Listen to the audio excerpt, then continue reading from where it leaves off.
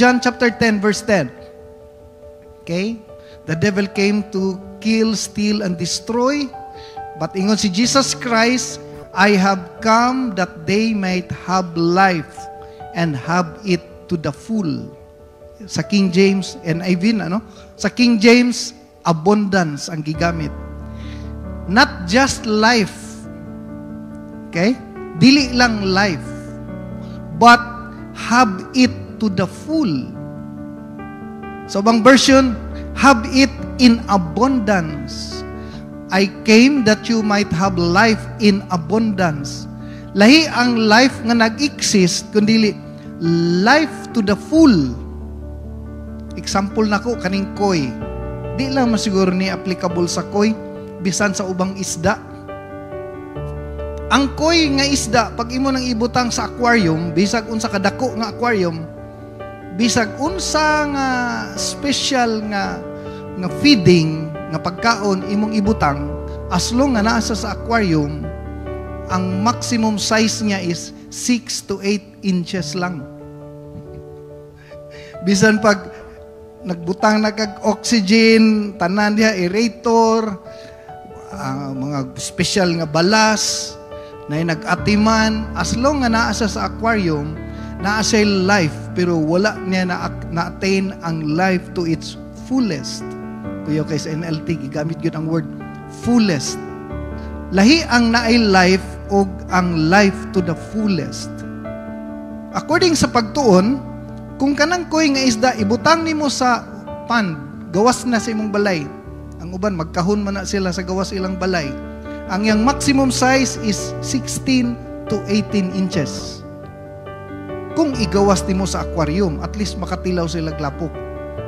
Nagyapon sila life, pero wa pa niya na-attain ang life to its fullest. Okay? No? So, ang plano sa Ginoo is not just life, but life in its fullest. Okay? According sa pagtuon, kung imo pag yun ang ibutang dito sa sapa, kung asa ang naay right environment, no? Gitawag na siya habitat, right place. Ang life to its fullest naagiday sa right place. Not less than 24 inches ang iyang maximum nga size. Kung ano? Imagine nimo ng 24 inches?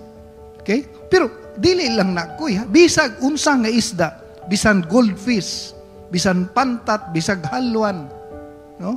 Kita niyo ng mga pantat nga dagko kayo, dako pa si mong tiil, halos mura nagbuaya. Kay nabutang sila sa right place, na-enjoy nila ang life to its fullest. So, kita po di ay nag-exista, pero kung wala ta sa right place, di na to ma-attain ang life in abundance. No? Nakuha ninyo ang gitawag na to nag-metaphor, no? Murag comparison ba? Okay? Na ay mga tao nga mga dato kaayo, no? Naantanan pero nag-suicide. Na sila'y life pero wala nila nakuha ang life to its fullest. Kaya nga naman, ang life is not just existence. Naapag yung purpose nga wa nimo ma-experience. Matud pa sa pulong sa Ginoo, no eyes have seen, no ears have heard. So, to what God has prepared, gi-prepare ang Ginoo. Kung wala ko naabot sa fellowship, akong i-compare akong life sa akong mga igagaw, mga silingan, mga classmate, mga suod nga higala, karon magtagbo-tagbo mi, makita nako nga wa nila na-experience ang life sa fullest. Diba, bisan kita, wala pa na inyo ha. Wala pa mo na-itsa sa sapa, napa mo sa pond. Basig ang uban sa inyo ha, napa sa aquarium. Tinuod, giatiman mo, no? Pareha sa Philippine Eagle, giatiman, gigwardyahan, na doktor, pero hangtod ang eagle na sa cage, wa niya na-experience ang life to its fullest. So, kita di ay, nag-attend ta diri sa church, gadalatag Bible, pero gina-find pa nato ang purpose sa to ang living. Gina-guide ta, ginatudluan ta, para ma-enjoy na to ang complete nga life nga gi-prepare sa Ginoo. Amen ba? Okay? So, dapat masabtan na to ang purpose. Kaya kung di na to masabtan ang purpose, di na to ma-enjoy ang life. Okay? In Ephesians chapter 2 verse 10, we are God's handiwork, created in Christ. So therefore, ang fullness sa life magsugod sa Ginoo. Okay? Created man in Christ Jesus to do good works. So ang purpose des ato ang life is you have to start with God.